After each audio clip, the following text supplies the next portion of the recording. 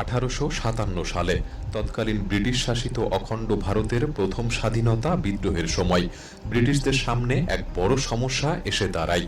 সমস্যা ছিল যেসব বিপ্লবীরা এই বিদ্রোহে অংশ নিয়েছিলেন তারা মৃত্যুকে একটুও ভয় পেত না, বুক চিতিয়ে এই বিদ্রোহে নেমেছিলেন।